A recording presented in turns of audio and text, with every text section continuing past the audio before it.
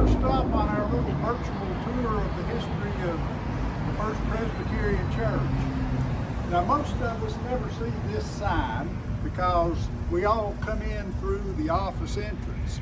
But this old sign means a lot to me because when I moved here back in 1991, you couldn't see the front of the church building from either direction because of how it sits off the street, and buildings were in the way. But I did notice this sign sticking out past the Greene County Bank building.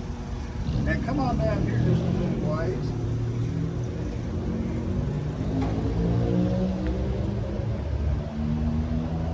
The church was gathered in 1780. Now, wow. I started going to church here in November of '91, and we joined the next year. Well, I was a history major in college, and this was a church that was founded 16 years before Tennessee became a state. It's had a lot of names in those 240 years. Mount Bethel, Harmony, Oakland, Greenville Presbyterian, Covenant. It took a lot of history, good and bad, to get to 2020. There were splits of the church congregation, and there were even splits of the splits. There were issues over slavery, along with the Civil War that tore Greenville and its families apart. And this building here was not even built until 67 years after the church was founded. But with all these splits, I'm going to tell you right now, it does have a very happy ending. And this history is still being written, because history only becomes history when it's in the past. Now let's go see how we got here.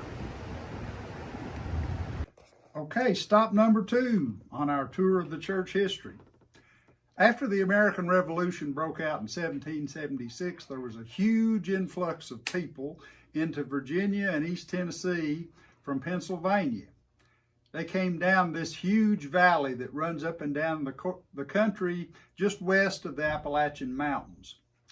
A great many of these pioneers were what they called Scots-Irish people from Northern Ireland and from Scotland. And they were looking for land to clear and to farm and to raise their families on. They were men and women who knew how to work incredibly hard, and their Presbyterian faith was a huge part of their life.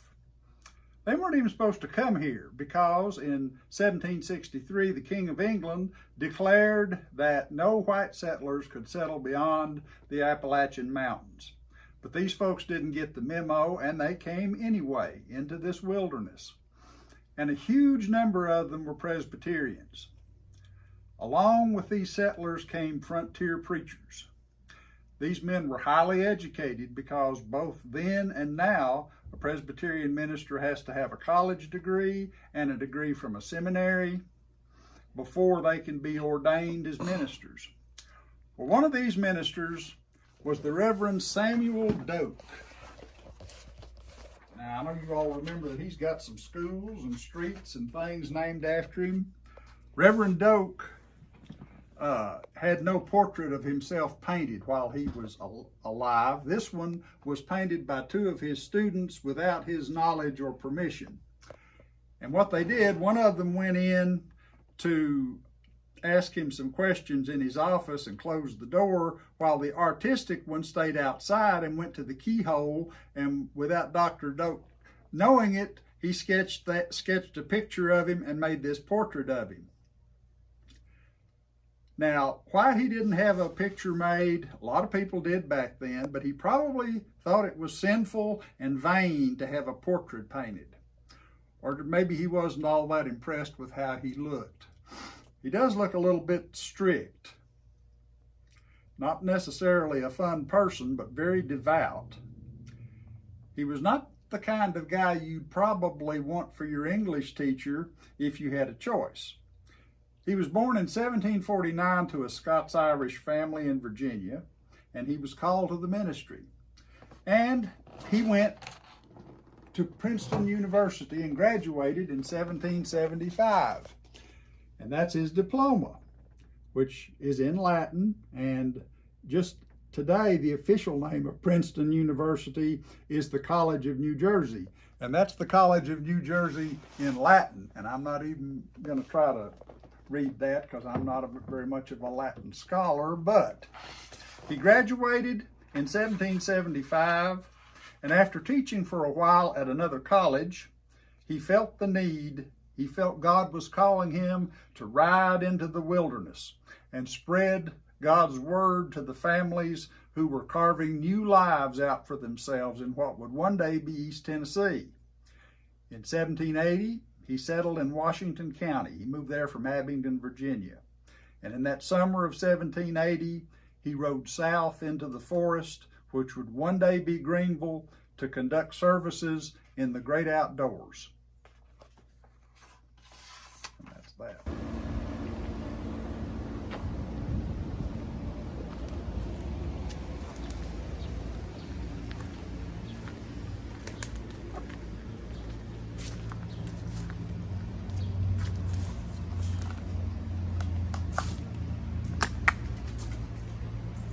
By the time we get to this thing, they will close.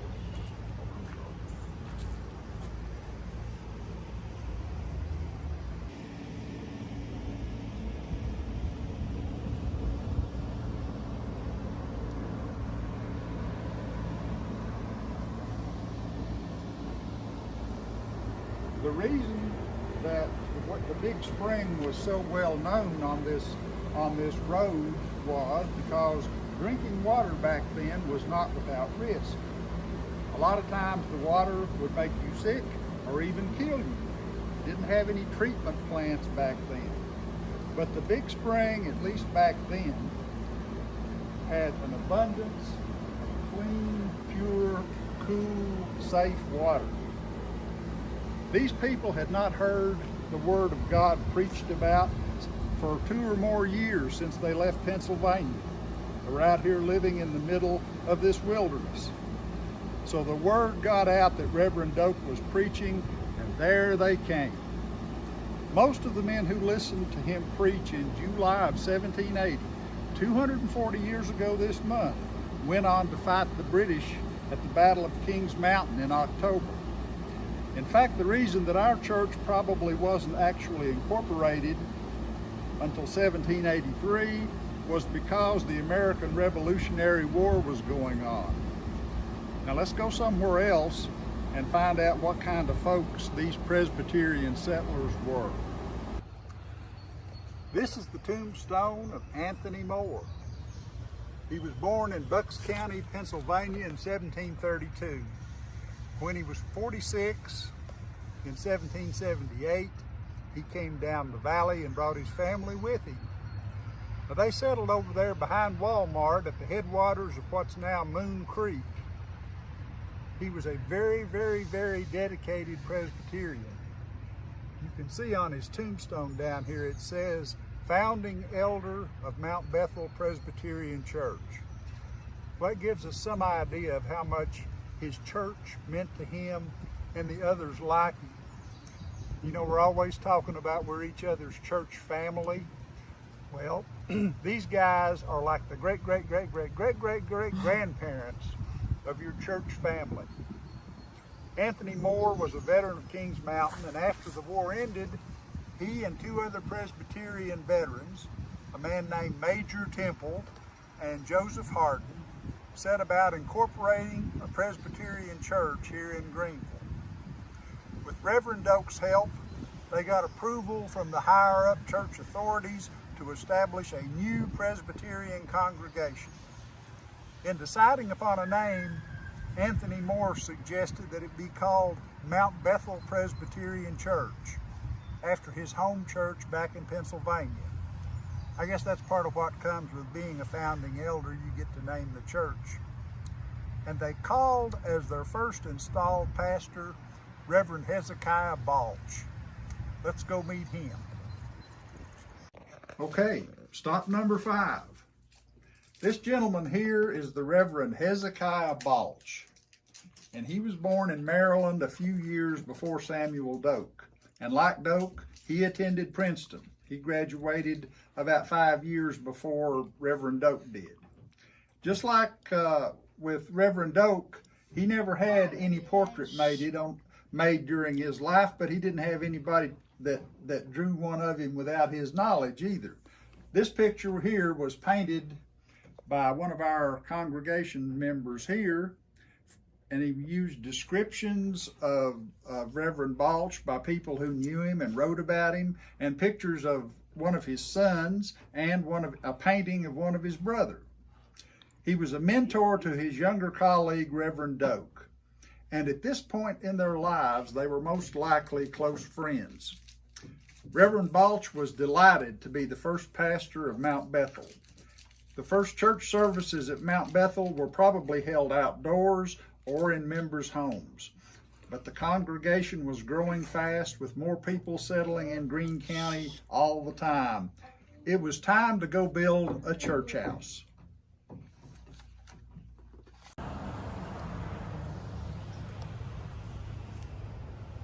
Okay, this is the 6th stop on our tour of our church.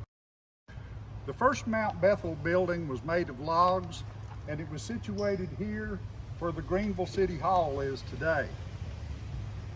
Where our church was going to be in 60 years, there was a blacksmith shop. Reverend Balch threw himself wholeheartedly into his work. His church was the only church at that time between Knoxville and Washington County, 100 miles.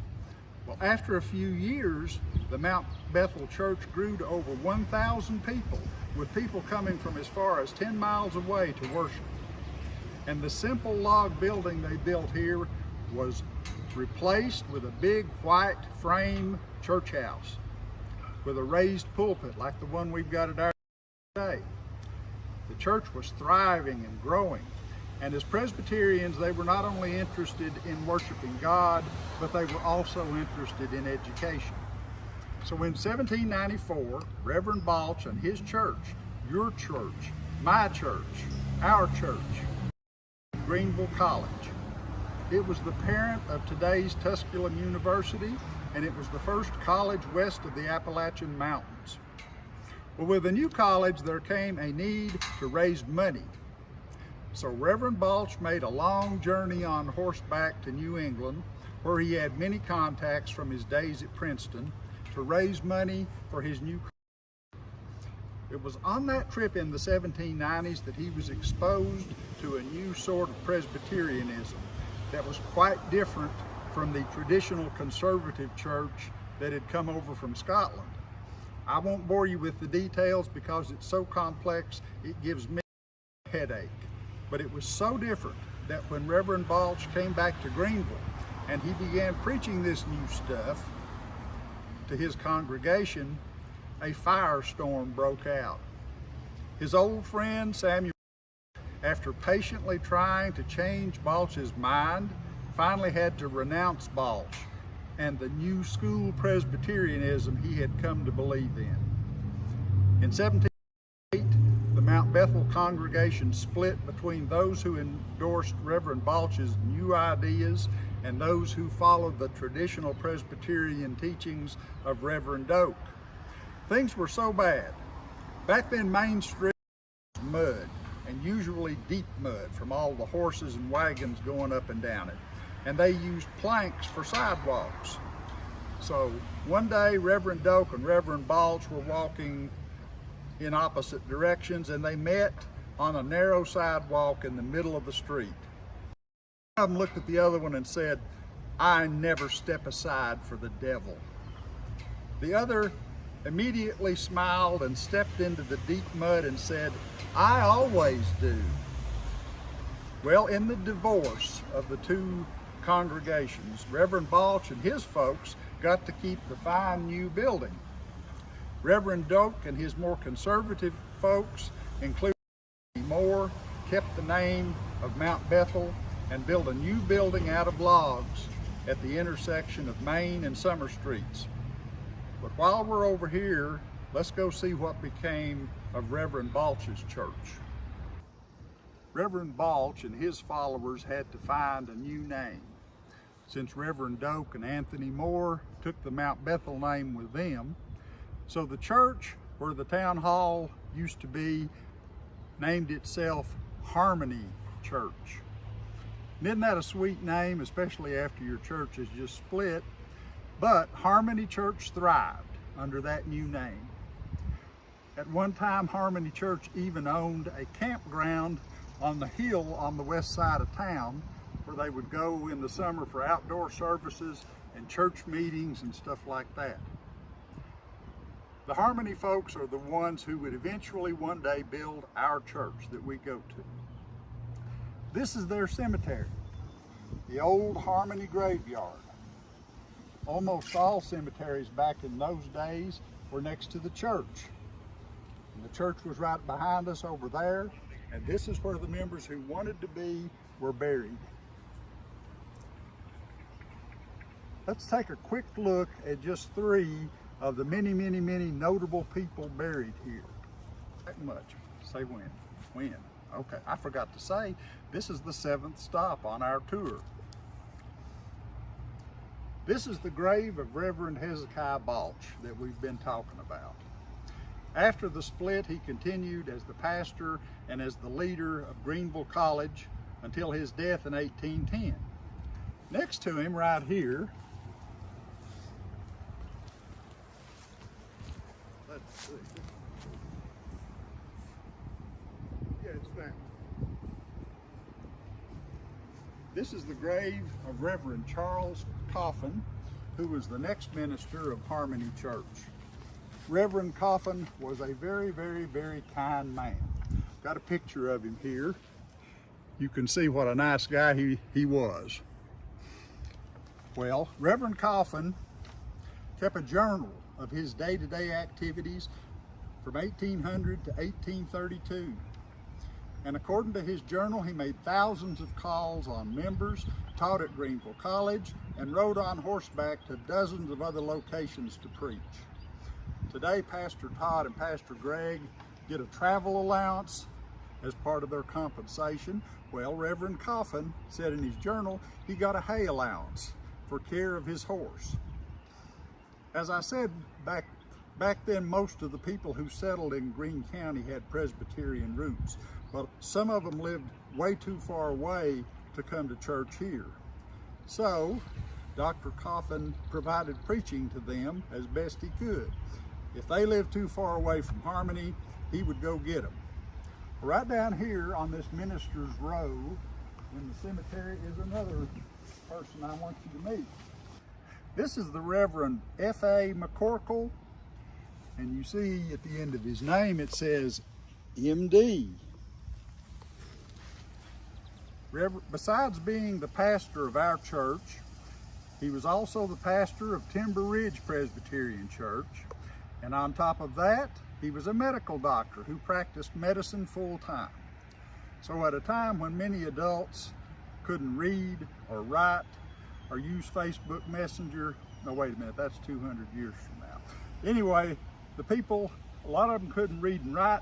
This man here had 3 degrees and served as the pastor of 2 churches and as a medical doctor. And one of the things he did in his spare time was to try to abolish slavery. He founded a society to promote abolition, and he founded it and spoke on behalf of it and wrote a petition to the state of Tennessee so that all slaves would, over a 30-year period, be freed, a gradual end to slavery. Well, that was rejected by the state. At one time, both Reverend Doak and Reverend Balch owned slaves. But as they got into their ministries and they grew older, their perceptions about this changed. They freed their slaves as they came to realize that it was wrong and unchristian for any person to own another human being. But a lot of other people in Greenville and Greene County did not share that view. And they were treated quite badly during the Civil War. In 1840, the Harmony Church changed its name to Greenville Presbyterian Church.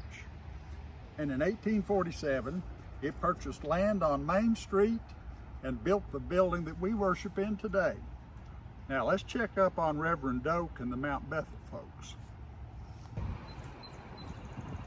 This is step number 8 in our virtual tour. After holding services in their log church at the corner of Main and Summer for several years, the ministering session at Mount Bethel Church felt it would be a good idea to move out of town and relocate to a point further away from Harmony Church. Because these people, their churches were only like 3 blocks apart, and they were running into each other on Sunday mornings and all sorts of stuff. Now, a great majority of the members of Mount Bethel, including Anthony Moore, lived further east of town. So they purchased a tract here at the corner of Snaps Ferry and Tusculum Boulevard. Now remember, they had built their old log church over there in town. What they did in 1815 when they bought this tract here is they took the log church apart, put it on wagons, brought it over here, and put it back together again. And if you look down here, you can still see the outline of the Mount Bethel Church building. That's that little brown areas and little trench-like thing around this, which was the steps that led into the church. It was here from 1815 to 1907, and these were the steps of the old brick church house. In 1852, they decided to build a large, modern, for the time, brick church. So they took the log church apart again, they burned it, and they used the heat to fire the bricks to build the new brick church. And they used the ashes from those logs to make the mortar to hold those bricks in place. They did that symbolically to show the continuation from the building that they built over in town in 1798. They also started their own cemetery. That was sort of a big thing for churches back then, like we saw over at the Harmony graveyard.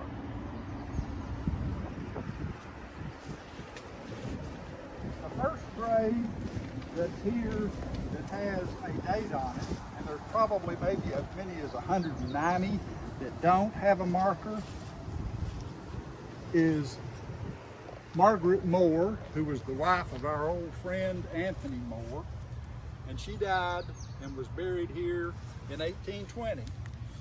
And her husband Anthony died at the age of 89 or 90 and joined her in 1822. Now I want to show you the tombstone of another person.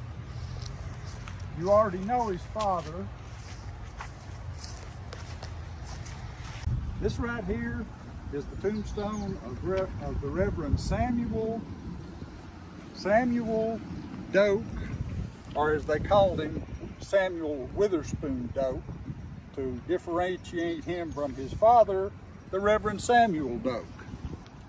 Okay, Samuel Witherspoon Doak was pastor of Mount Bethel for 30 years, and he was the founder of Tusculum Academy in 1818, and he was its president for over 30 years. Now here's his picture.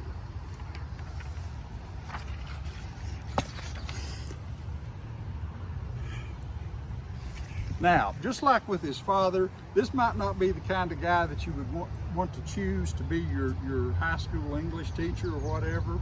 And I can see him wagging that finger in your face if you did something wrong, or if you said the dog ate my homework, or any of that stuff.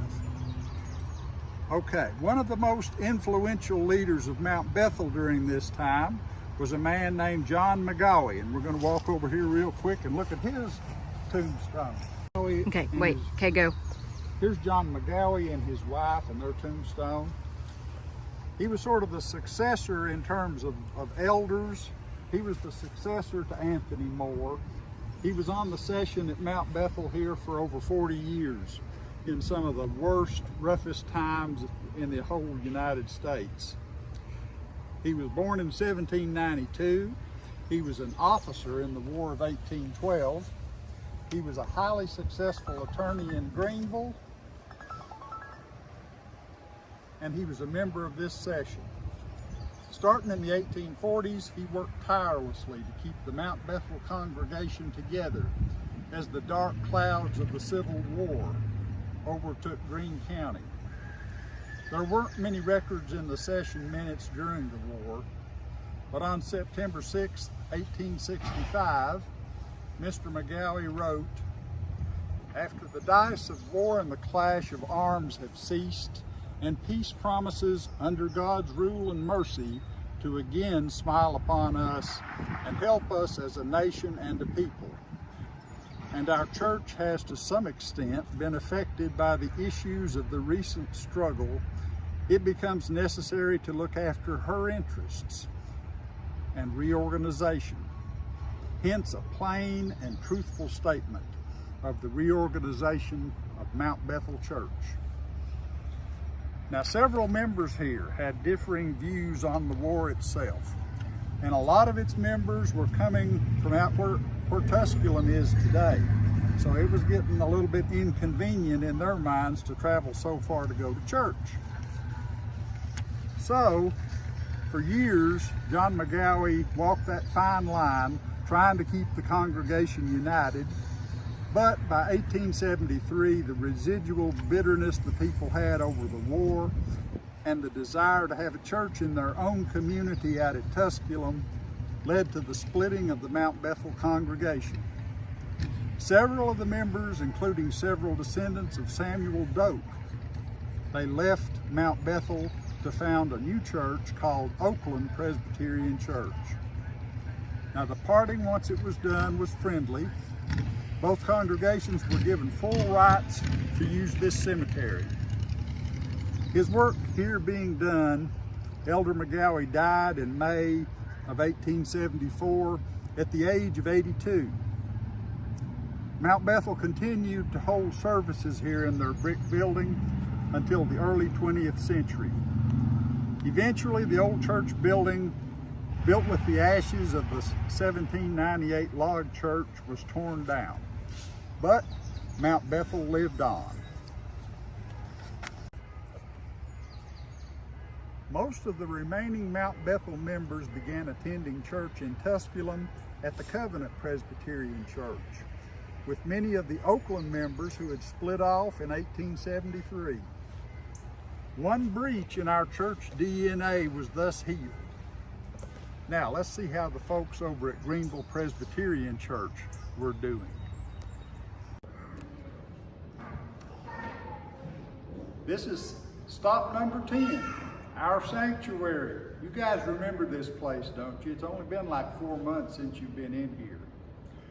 Well, after the Civil War, Greenville Presbyterian Church continued to grow and prosper. They were instrumental in helping to organize and assist the founding of Tabernacle Presbyterian Church in 1867. That congregation was made up largely of African Americans who had been slaves but were freed at the end of the Civil War. Greenville Presbyterian continued to grow and flourish. A new education wing was built in the 1920s. That's where the handbell choir room is, and the choir room, and then those classrooms like the shepherd's class and the library. That's the education wing. Well, then in 1928, a disastrous fire broke out here in the sanctuary. I think someone had left the organ on and it shorted out and it started a fire, and it completely engulfed and burned the sanctuary and the steeple. The steeple crashed down with the bell in it, and the bell broke, and we had to send it off to have it fixed.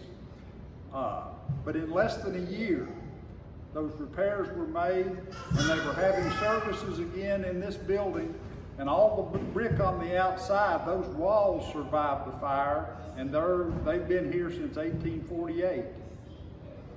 The following decades saw continued growth in the church. And in 1940, we changed our name and became, finally, First Presbyterian Church of Greenville. Yay! The years after World War II saw a lot of social change taking place, and some of that change is ongoing today. For example, back in the early half of the 20th century, you know, the early 1900s up through like 1960 and so, there was an organization called the Ku Klux Klan, and those men went around with white hoods on, covering up their faces, and white robes, and they were there to intimidate and scare African Americans. Well, it was a group of women from this church that managed to confront and conquer the Ku Klux Klan here in Greenville. Now just think how proud Reverend Doak and Reverend Balch and Reverend McCorkle would have been. And some of the women that did that were direct descendants of Anthony Moore, and their families had been members of this church for almost 200 years when they did that. And then just a few years, Yes, go ahead.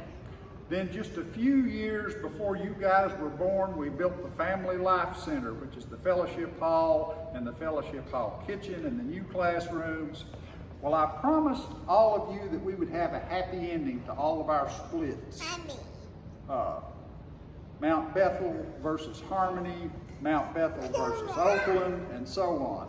Well, in 1990, 192 years after our congregation divided into Harmony and Mount Bethel churches, the Covenant Presbyterian Church in Tusculum, which was made up of members from Mount Bethel and Oakland, reunited with First Presbyterian Church of Greenville. And Reverend Doak and Reverend Balch can now meet together peacefully. They'll finally get to rest in peace. So guys, that takes us through the first 240 years. Right now we're going through a scary time with a nasty virus disrupting our lives. But our church has endured through smallpox, cholera, and other epidemics of diseases that have since been eradicated. The coronavirus will pass. Someday we will get to continue the faith that Anthony Moore, Samuel Doak, Hezekiah Balch, John McGowie, and so many others sacrificed to start and save. Let's write a great future together. And always remember that we started out as Mount Bethel. And Bethel in Hebrew means the house of God.